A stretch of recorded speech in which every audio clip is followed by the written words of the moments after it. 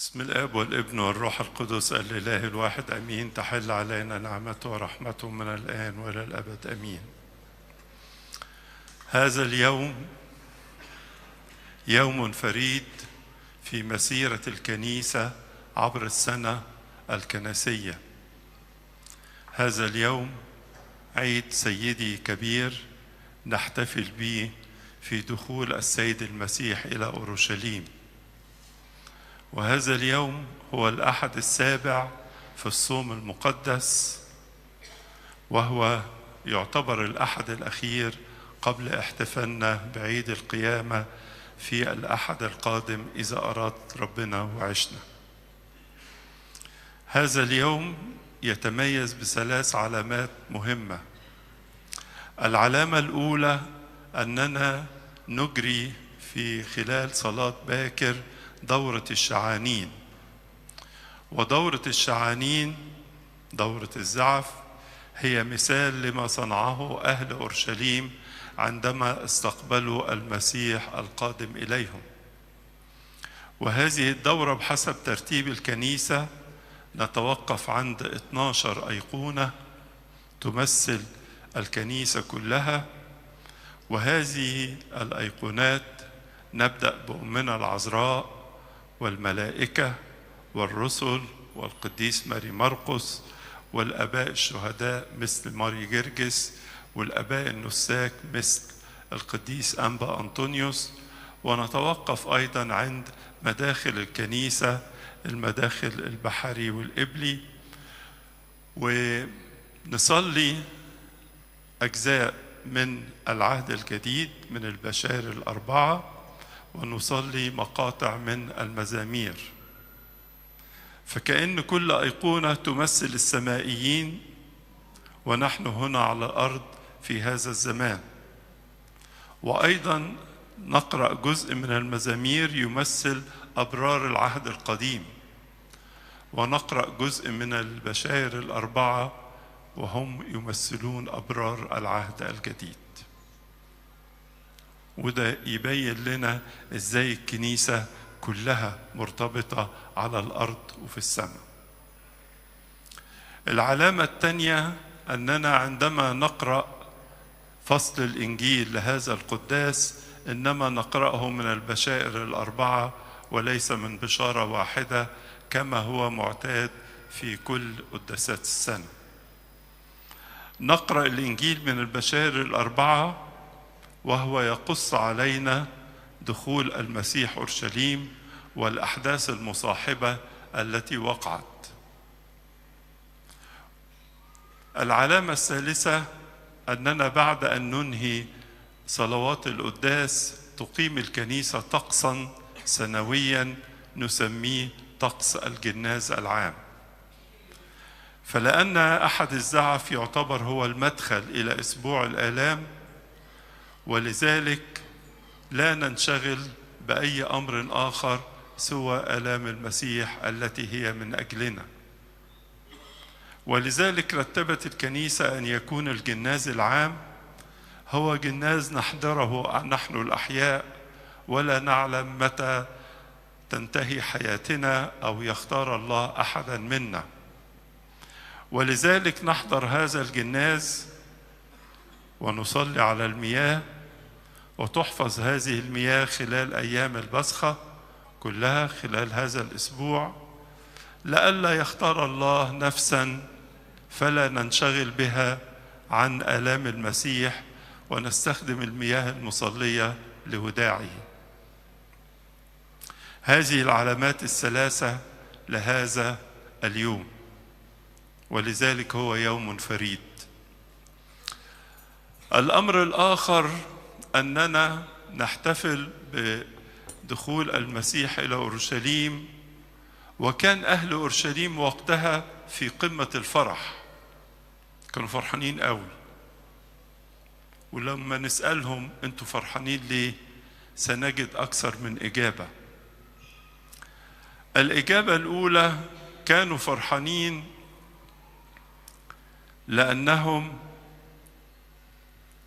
وجدوا أن المسيح صنع معجزة باهرة وهي إقامة لعازر من الموت بعد أن مضي على موته 4 أيام. والمعجزة دي لما نقراها في إنجيل يوحنا إصحاح 11 بالتفصيل نلاقي فيها وعود ووصايا كثيرة، وأكثرها عندما قال لمريم ولمرسى: إن آمنت ترين مجد الله. فكان أهل أورشليم في حالة انبهار من هذه المعجزة. صحيح المسيح صنع معجزات كثيرة فيما قبل، ولكن كانت هذه المعجزة باهرة بكل أبعادها. فلعازر وأختيه مرسى ومريم كانوا يشكلون أسرة قريبة جدا للسيد المسيح، وكان يزورهم وكان يبيت عندهم في بيت عنيا.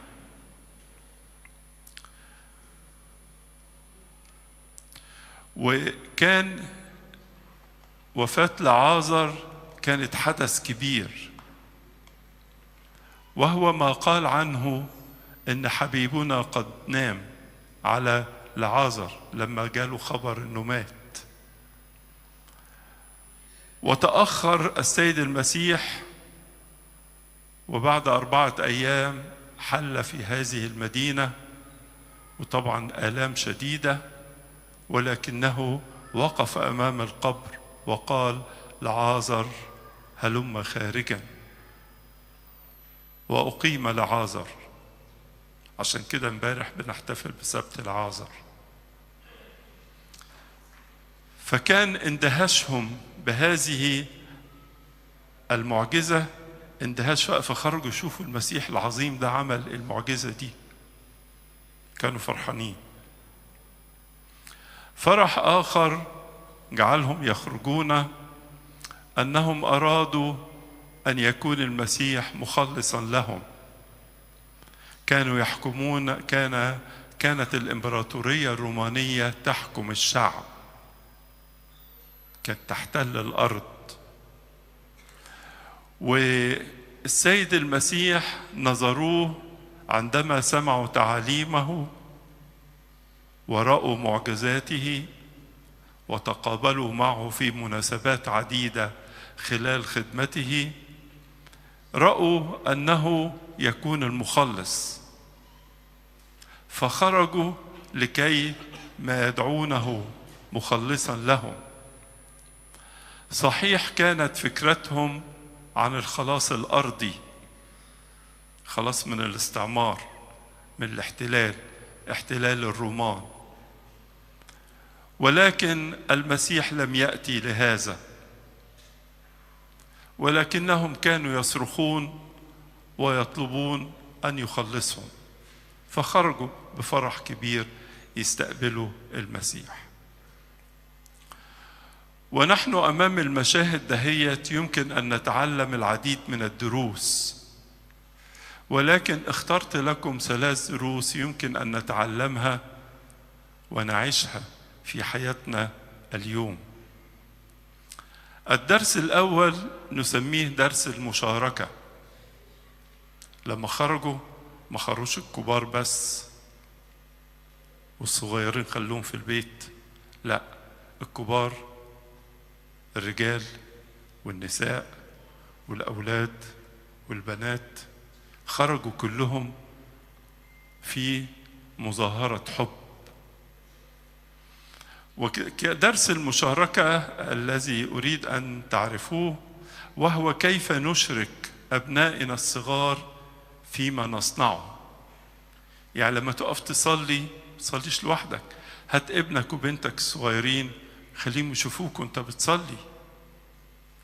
لما تيجي تقدم عطا في الكنيسة ما تقدموش وبس كده، ده لازم تجيب ابنك وبنتك يتعلموا كيف يقدمون العطاء. لما تيجي تصوم، صومش انت الكبير وبس، لازم ابنك وبنتك يشتركوا، وانا بكلم طبعا الاباء والامهات. يعني لما تيجي تحضر قداس انت الكبير بتقوم بسهولة، يمكن الصغيرين عشان يقوموا بتبقى صعبة شوية، لكن لازم تشجعهم. درس المشاركة. ولذلك نحن نسمي اليوم اللي هو يوم حد الزعف نسميه عيد الطفولة في كنيستنا. الأطفال هم اللي خرجوا وفرحوا وزقططوا، كانوا مبسوطين خالص إنهم بيشاركوا، مش الكبار بس. وده درس مهم في حياتنا، إننا إزاي نشجع بعض. لا أقصد الكبار للصغار، ولكن أقصد برضو الكبار مع الكبار. إزاي نشجع بعض.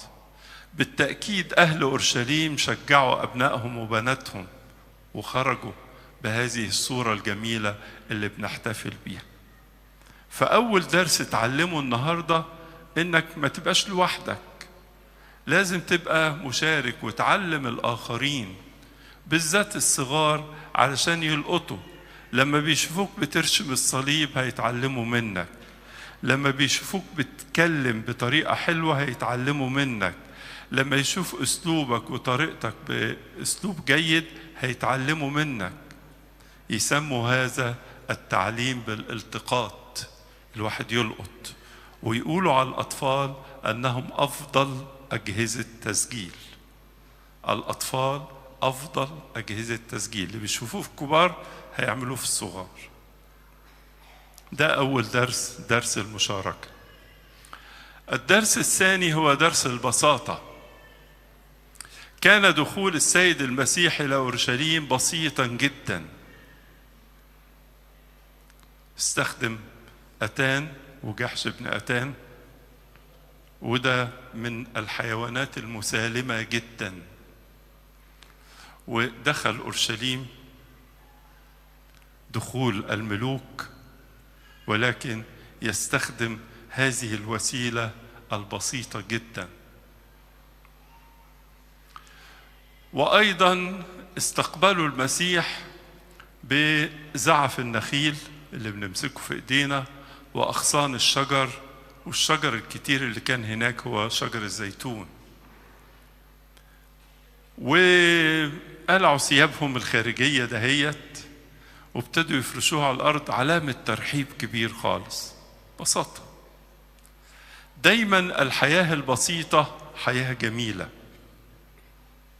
من ضعفات هذا الزمان يا إخوتي الأحباء هو عمليات الاستهلاك في كل حاجة،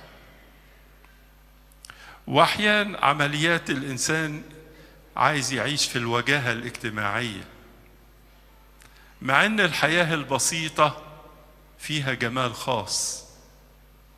وأحد شعوب العالم المتقدم جدا مثل شعب اليابان عندهم عبارة يقولوها في كل مناسبة، يقولوا بيتي بسيط وجميل، لبسي بسيط وجميل، كلامي بسيط وجميل، المكان اللي بشتغل فيه بسيط وجميل. يربطوا البساطة بالجمال، وهي بالحقيقة كده. علشان كده تعلم في حياتك العيش ببساطة. معروف أن الإنسان جاء إلى العالم لا يملك شيئا، ويخرج من العالم وهو لا يملك شيئا، وفي وسط الحياة يتصارع على كل الأشياء ثم يتركها. ولذلك ينبغي أن يكون الإنسان واعيا، يكون واعي. وهذا ده اللي بيخلي الكنيسة في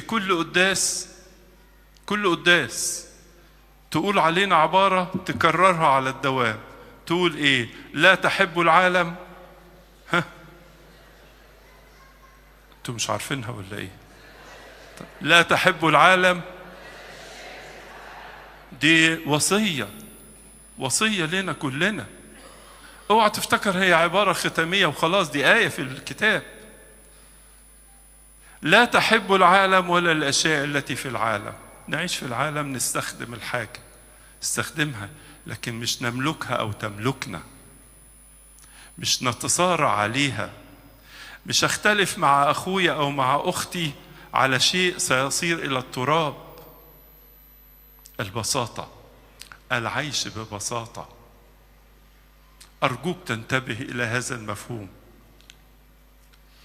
أهل أورشليم خرجوا بفرح، لكن في بساطة، بساطة جميلة.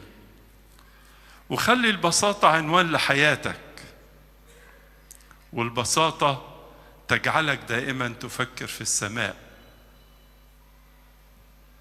وتجعلك دائما فرحان. لأن كلما زادت الأمور وكلما ابتعدت عن البساطة، كلما حملت حياتك بأثقال كثيرة ومتاعب كثيرة في الفكر وفي العمر وفي الزمن. ولذلك أيها الأحباء، هذا اليوم هو دعوة للبساطة. هو أولا دعوة للمشاركة، خاصة للصغار لكي ما يتعلموا، وهو دعوة للبساطة في الحياة. احنا في هذه الأزمان بنصلي من أجل الحروب والصراعات اللي موجودة والأزمات الكبيرة اللي في العالم كله، وبلادنا متأثرة. ولأنها متأثرة ينبغي أن نلتفت جميعا لهذا. ولما نعمل عمليات ترشيد فيما نستخدمه، شيء مهم جدا. عمليات ترشيد لكل حاجة، للأكل وللشرب وللطاقة وللكهرباء وللمية، كل حاجة. ودي مسؤوليتنا. اوعى يجيلك الفكر وتقول ايه، انا لوحدي يعني هعمل ايه يعني. لا، ما احنا كل بيت لو حط قرش واحد هيتجمع ملايين من الجنيهات بقرش. زي اي مبنى يبتدي بطوبة، وطوبة جنب طوبة بتبني. وزي الإنسان فينا في تكوينه، أنت أيها الإنسان تتكون من ملايين الخلايا، لكن البداية كانت بخلية واحدة. هذه هي الحياة. ولذلك مسؤولية علينا خالص. إحنا المصريين عندنا إحساس بالوفرة، الوفرة في كل حاجة.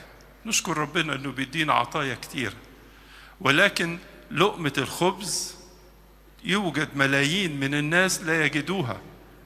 يعني وانت ماسك رغيف الخبز كده تشكر ربنا وتحافظ على كل لقمة فيه، ولا تهدر لقمة الصغيرة. وتعلم كده درس البساطة. في البيت عندنا لمبات كتيرة بننورها، ملوش لازمة فيه خالص.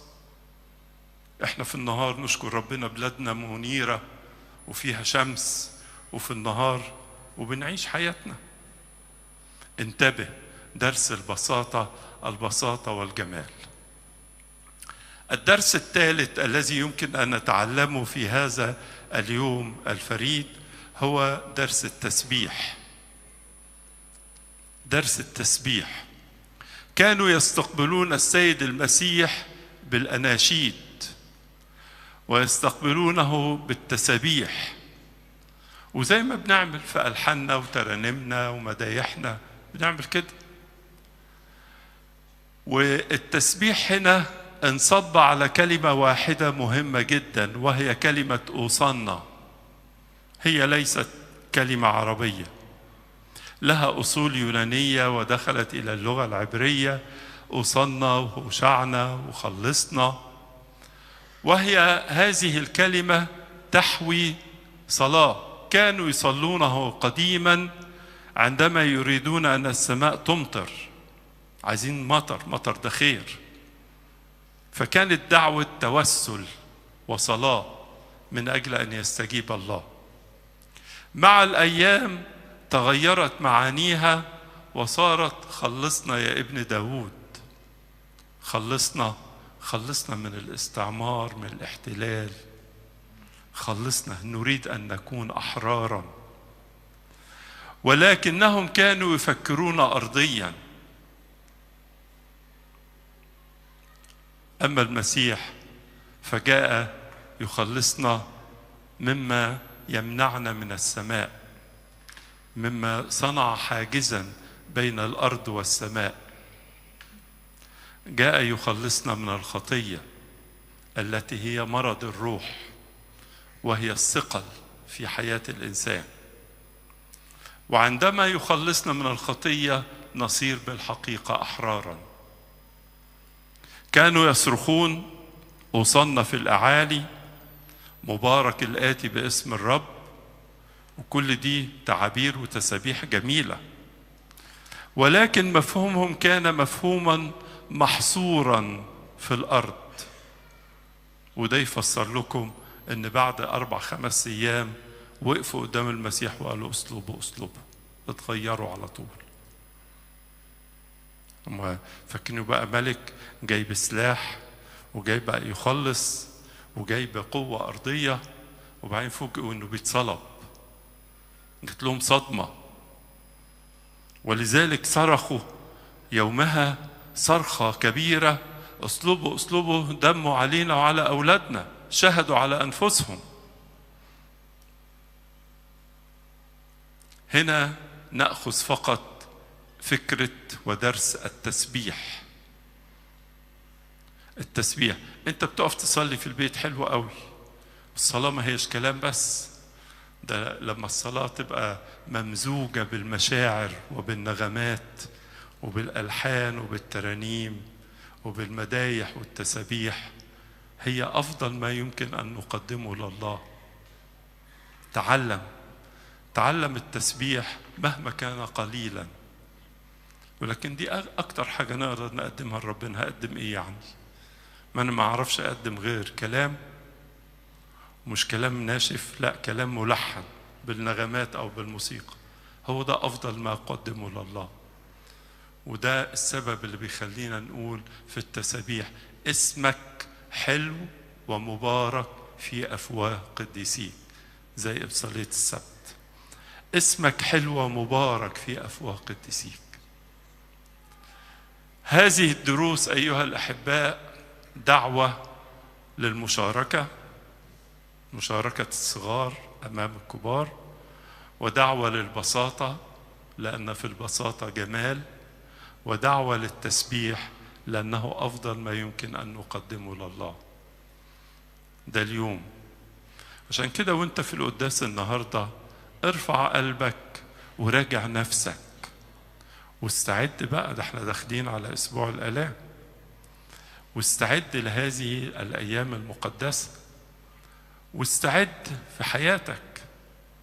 الله أمامك يستمع صلواتك، ولذلك في مزمور اللي بنقوله في آخر إنجيل: استمع يا الله صلاتي. والله يستمع إلى كل صلاة ما دامت من قلب نقي. هذا اليوم أيها الأحباء يوم فرح ويوم فريد في كنيستنا، له الشكل الجميل بتاعه، لأن ده القداس الوحيد اللي بنجيه طول السنة وإحنا ماسكين حاجة في إيدينا، ماسكين الزعف. ده القداس الوحيد اللي في السنة، وهو سبب فرح كبير لنا كلنا. تلاقوكم بتسمعوا ان احنا بنرتل بنغمات الفرح والنغمة الفرايحي كلنا، وحاضرين كلنا الأحبار الأجلاء وأبونا الوكيل والأباء الكهنة والشمامسة وكل الناس، كل الشعب. فرح، يوم فرح. نصلي أن تدوم هذه الأفراح في قلوبنا، ونصلي من أجل المتألمين، ونصلي من أجل مناطق الصراع. أرجوكم ترفعوا قلوبكم جميعا، مش في النهاردة في القداس لكن في بيتك. نرفع قلبنا كلنا بحرارة من أجل المتألمين ومن أجل الضحايا ومن أجل المجروحين ومن أجل المهمشين ومن أجل التائهين. ارفع قلبك.